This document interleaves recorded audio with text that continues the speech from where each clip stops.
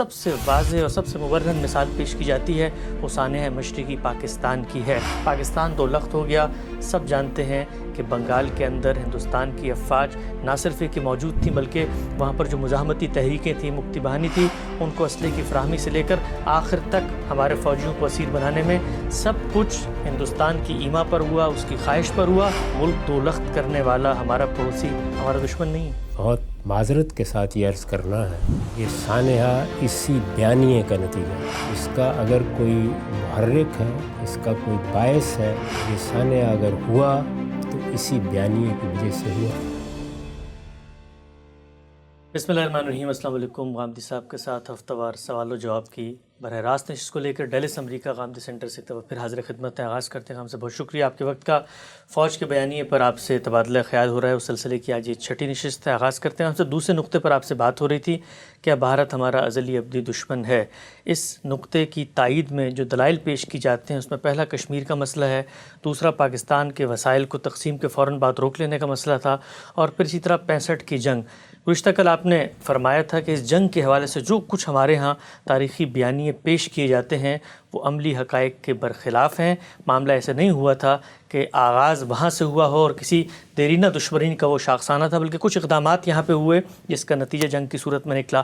آگے بڑھانا چاہتا ہوں اس سلسلے کو اسی دوسرے نقطے میں جو سب سے واضح اور سب سے مبرہن مثال پیش کی جاتی ہے وہ سانحہ مشرقی پاکستان کی ہے۔ آپ سب یہ جانتے ہیں، غام صاحب آپ کے علم میں ہے، بلکہ آپ نے تو شعور کی نظر سے اس پورے سانحے کو دیکھا بھی ہے۔ پاکستان دو لخت ہو گیا۔ سب جانتے ہیں کہ بنگال کے اندر ہندوستان کی افواج نہ صرف کہ موجود تھیں بلکہ وہاں پر جو مزاحمتی تحریکیں تھیں، مکتی بہانی تھی، ان کو اسلحے کی فراہمی سے لے کر آخر تک ہمارے فوجیوں کو اسیر بنانے میں سب کچھ ہندوستان کی ایما پر ہوا، اس کی خواہش پر ہوا۔ ہمارا ملک ٹوٹ گیا اور وہاں خوشی کے شادیانے بجائے گئے، ہمارے لوگ وہاں پہ اسیر ہوئے اور ان کے ساتھ جو کچھ ظلم و جبر ہوا، بتائیے گا ملک دو لخت کرنے والا ہمارا پڑوسی ہمارا دشمن نہیں ہے؟ یہ بڑا غیر معمولی سانحہ تھا۔ مجھے وہ دن یاد ہے جب یہ حادثہ ہوا۔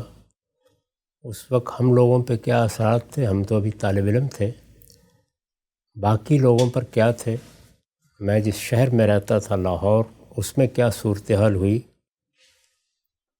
اس کے ایک درد انگیز سانحہ ہونے میں کوئی شبہ نہیں ہے۔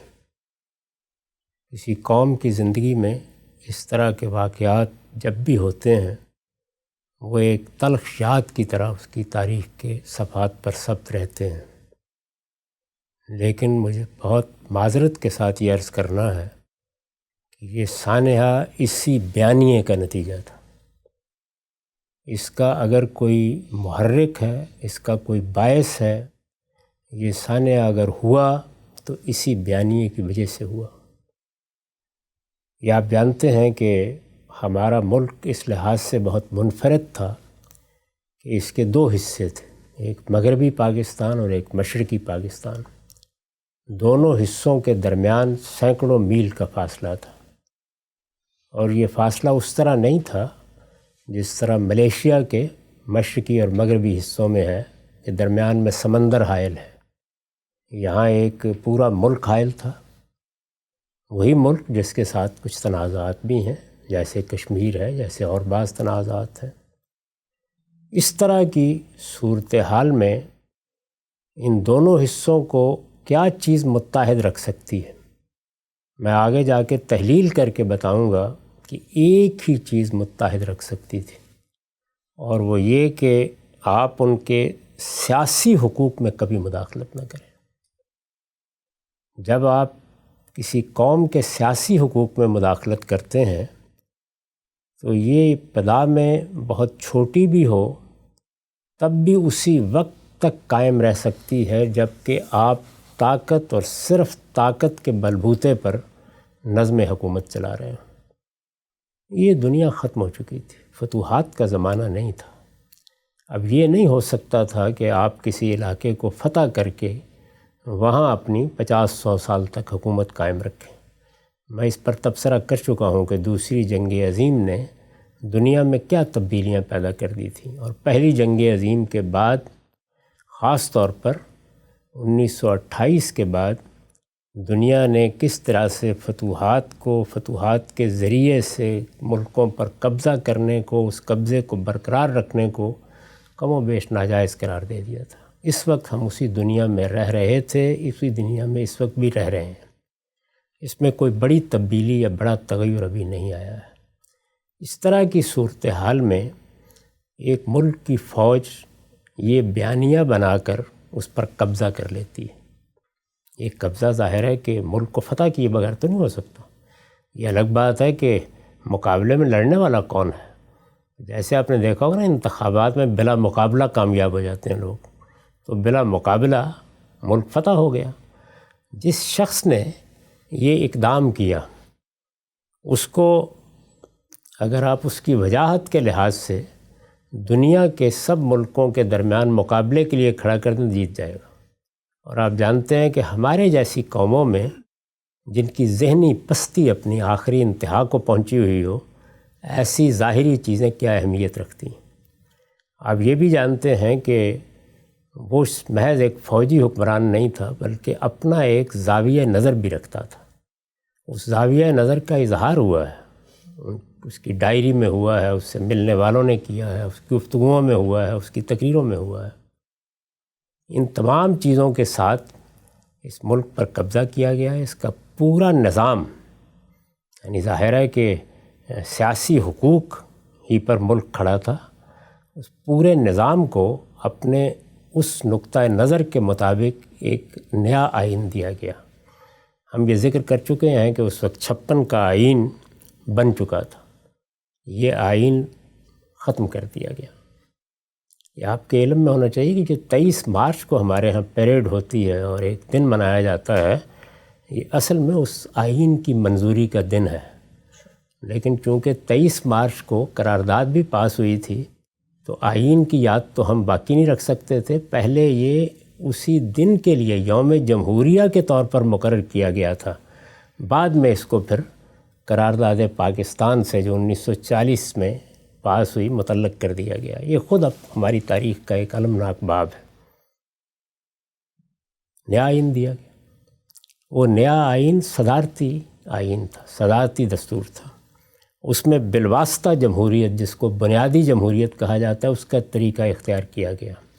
80,000 کے قریب نمائندوں کا ایک الیکٹورل کالج بنایا گیا، اور اس کے ذمے یہ کام تھا کہ وہ صدر کا انتخاب کرے گا۔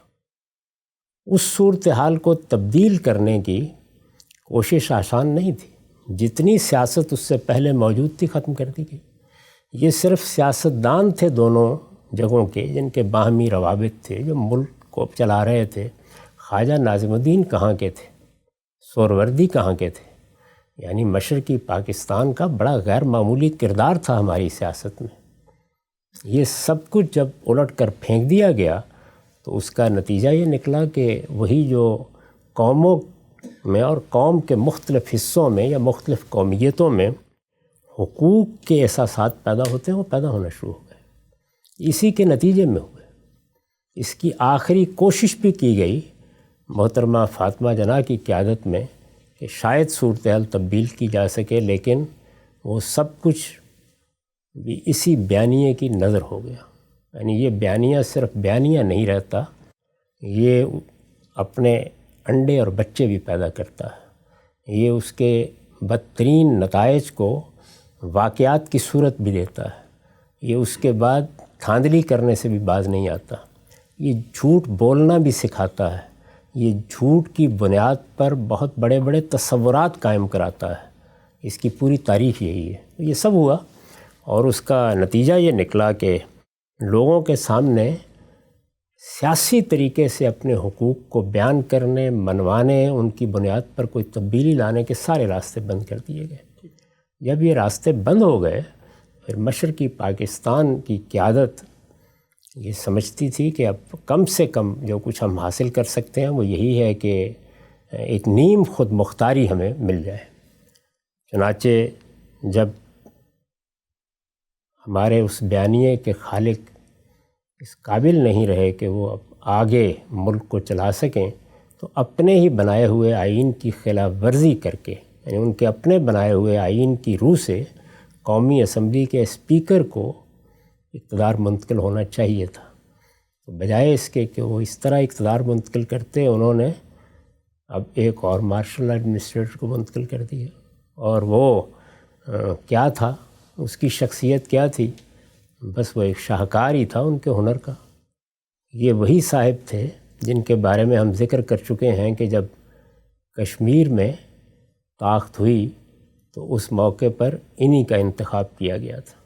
یعنی اس سے پہلے 65 کی جنگ کے پس منظر پر گفتگو کرتے ہوئے میں اس طرف اشارہ کر چکا ہوں۔ ان کو اقتدار دے دیا گیا اور انہوں نے پھر اپنے اقتدار کو دوام بخشنے کے لیے جو سیاست بازی کی ہے اس کی داستان سنائی نہیں جا سکتی۔ اس کے بعض مراحل انتہائی تکلیف دہ ہیں۔ اس سب کے باعث سے انتخابات ہو گئے اور کوئی شبہ نہیں کہ 1971 کے انتخابات پاکستان کی تاریخ کے ایسے انتخابات تھے کہ کسی جیتنے اور کسی ہارنے والے نے کبھی ان پر انگلی نہیں اٹھائی۔ بڑی حد تک آزادانہ انتخابات ہوئے۔ اس کے نتیجے میں وہ لوگ مشرقی پاکستان میں انتخاب جیت گئے جو وہاں نیم خود مختاری کا تصور پیش کر رہے تھے۔ وہ 6 نکات کی صورت میں پیش کیا گیا تھا۔ ہمارے ہاں اس پر بہت رد عمل ہوا۔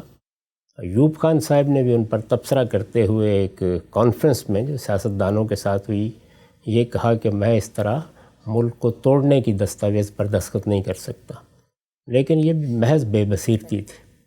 صورتحال جو کچھ بن چکی تھی اور جو بنا دی گئی تھی اور جو اس بیانیے نے معاملات برباد کر دیے تھے، اس کے بعد یہ غنیمت تھا کہ ان کو تسلیم کر لیا جاتا۔ کوئی شبہ نہیں کہ وہ ایک طرح کی نیم خود مختاری تھی، یعنی اگر ان کی ٹھیک تعبیر کریں تو وہ کانفیڈیشن کے تصور کے قریب لے آئے تھے معاملات کو۔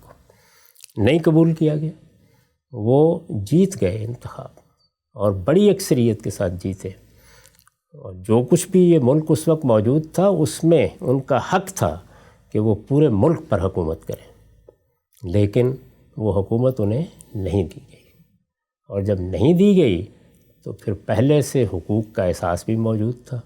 ایک سیاسی جدوجہد جو حقوق کی جدوجہد تھی آگے بڑھ کر اپنی روح میں اور اپنے باطن میں حق کے خود ارادی کی جدوجہد بن گئی۔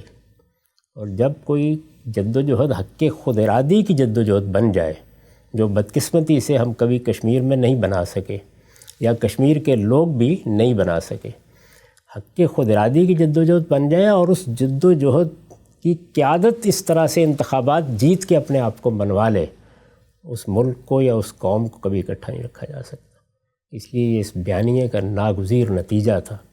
ایسا نتیجہ نکل رہا ہو اور آپ کے سامنے اس کے تمام مقدمات ترتیب پا جائیں، اس کی قیادت بھی آپ کے پاس موجود ہو، پوری قوم بھی اپنے جذبات کے ساتھ اس کے حق میں کھڑی ہو، علیحدگی یہی چیز لوگوں کی روح میں سرایت کر گئی ہو، بہت بڑی اکثریت اس کو قبول کرنے کے لیے تیار ہو گئی ہو، اور قیادت وہ آپ کی ستم رانیوں کی داستان ان کے سامنے سنائے، اس میں کچھ مبالغہ بھی ہوگا، جھوٹ بھی ہوگا، سچ بھی ہوگا، تو مجھے یہ بتائیے کہ اس موقع کے اوپر اگر کسی ہمسائے کے ساتھ آپ کے تنازعات ہیں تو وہ آگے بڑھ کے اس کا فائدہ کیوں نہیں اٹھائے گا؟ یعنی اس کو بھی کسی ازلی ابدی دشمنی سے تعبیر کرنے کی ضرورت نہیں ہے۔ یعنی آپ کے تنازعات کی ایک دنیا ہے، اس میں آپ نے انتہا کر دی۔ تو ایک قوم کا حق خود ارادی اپنی ذات میں ایک مانی ہوئی چیز ہے۔ دور حاضر میں جو سیاسی اقدار مان لی گئی ہیں اور جن کو اب بڑی مقدس اقدار سمجھا جاتا ہے، وہ آپ جانتے ہیں 4 ہی، جمہوریت ہے، بنیادی حقوق ہیں، قانون کی حکمرانی ہے اور قوموں کا حق خود ارادی ہے۔ تو وہ معاملہ جو باہمی طور پر سیاسی طریقے سے طے ہو سکتا تھا، ہم نے جب اس کو خود اپنے اقدامات کے نتیجے میں، اور ہم نے نہیں، یعنی قوم نے نہیں، بلکہ اسی بیانیے کے مصنفین نے، اسی بیانیے کے تحت حکومت کرنے والوں نے، اس وقت کوئی سیاستدان حکومت نہیں کر رہا تھا، جب اس کو وہاں پہنچا دیا تو پھر یہ ہونا تھا۔ اس میں اصل مجرموں کا ذکر کرنا چاہیے، نہ کہ اس بیانیے کے خیالی دشمنوں پر سنگباری کرنی چاہیے۔ اچھا، یہ جو نقطہ آپ نے واضح فرمایا بالکل ایک نیا اور منفرد زاویہ نظر ہے ہمارے ہاں بالعموم جو لوگوں کا سیاسی مطالعہ ہے اور پاکستان کی تاریخ پہ جن کی نظر ہوتی ہے، اور ہم لوگ بھی بچپن سے جس زاویے سے اس کو دیکھ رہے تھے اس کو آپ نے بالکل ایک طرح سے ہلا کے رکھ دیا۔ کچھ ضمنی پہلو میں آپ سے جاننا چاہتا ہوں۔ ایک چیز یہ جو نقطہ آپ نے اس سے گزشتہ نشست میں بیان کیا تھا کہ موجودہ دور جو ہے اس میں کسی بھی تنازع کا فوجی حل عملاً ممکن نہیں ہے، اس کو ایک بڑی واضح مثال سے اسی سانحے کی صورت میں دیکھ لیتے ہیں۔ بھارت نے اپنے مقاصد کے تحت اپنے جو بھی ان کے ذہنی خلفشار تھے، تنازعات تھے، اس کے پس منظر میں باقاعدہ فوج بھی وہاں پر اتار دی، اس کے باوجود جو بنگلہ دیش ہے وہ بھارت کا حصہ نہیں بن سکا، اس کو بنگلہ دیش ہی بننا پڑا۔ اس میں کوئی شبہ ہی نہیں ہے۔ میں نے آپ سے عرض کیا تھا کہ جس وقت ایک عالمی نظم قائم کر دیا گیا ہے تو اس میں یہ غلط فہمی تو آپ کو ہو سکتی ہے کہ پاکستان اور عراق اور فلاں یہ آزاد ملک ہے، ایسا بالکل نہیں ہے۔ دوسری جنگ عظیم کے بعد ایک عالمی نظم، ایک ورلڈ آرڈر قائم کیا گیا ہے، اور یہ انہی لوگوں نے قائم کیا ہے جنہوں نے دوسری جنگ عظیم میں دنیا فتح کی ہے۔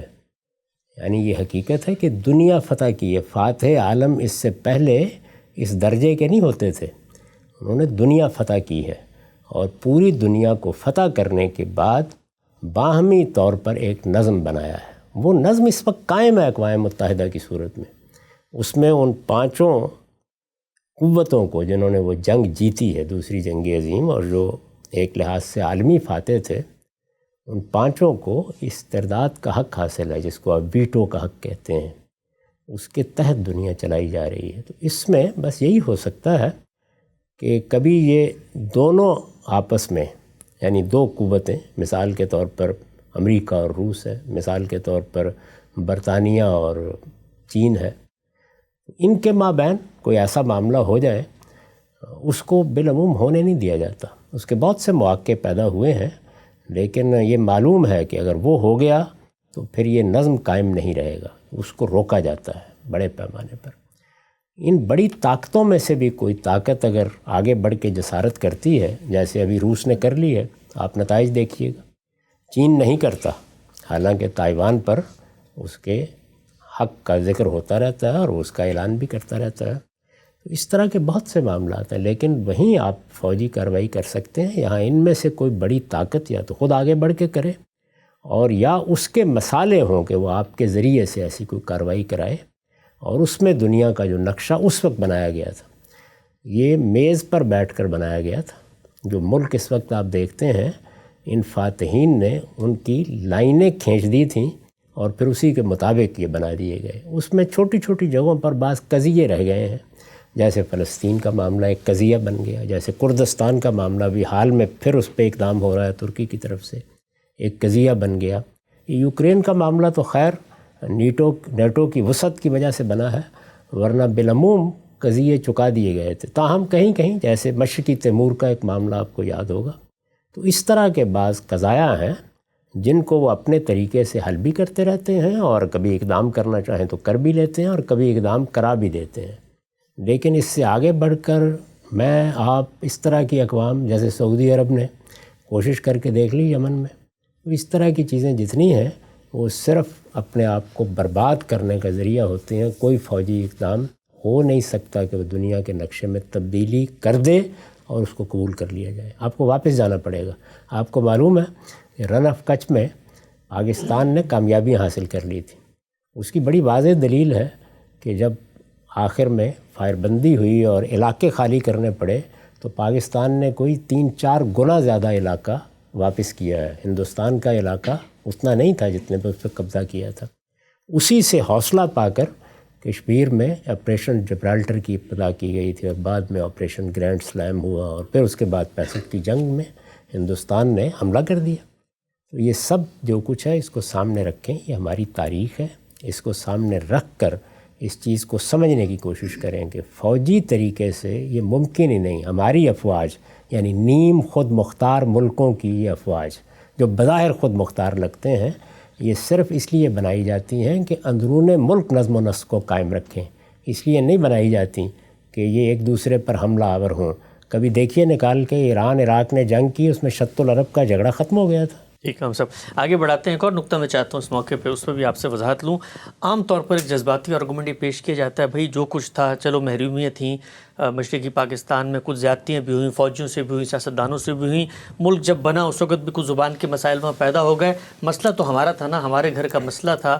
یہ باہر سے اس کو اٹھ کے آنے کے، ہمارے اس پورے قضیے میں اپنا جو ہے وہ حصہ ڈال کے ملک کو دولخت کرنے میں، مہمیز دینے میں، اس کی کیا ضرورت تھی؟ کیا یہ ازلی ابدی دشمنی کا ثبوت نہیں ہے؟ اس کو اپنے کام سے کام رکھنا چاہیے تھا. ذرا اس روشنی میں بھی بتائیے گا کہ خود ہم اپنی دوسری جانب افغانستان میں اس نقطہ نظر کے قائل نہیں ہیں اور شب و روز ہم مداخلت کر کے اپنے مفادات کا تحفظ کر رہے ہوتے ہیں، لیکن بھارت کے بارے میں تصور ہمارے ذہن میں ہمیشہ رہتا ہے. یہ ہم مسلمانوں کا مزاج ہے، یعنی ہمارے ہاں انصاف کی بات کرنا یہ اب قصہ ماضی بن چکا. میں بعض اوقات بالکل حیرت میں رہ جاتا ہوں.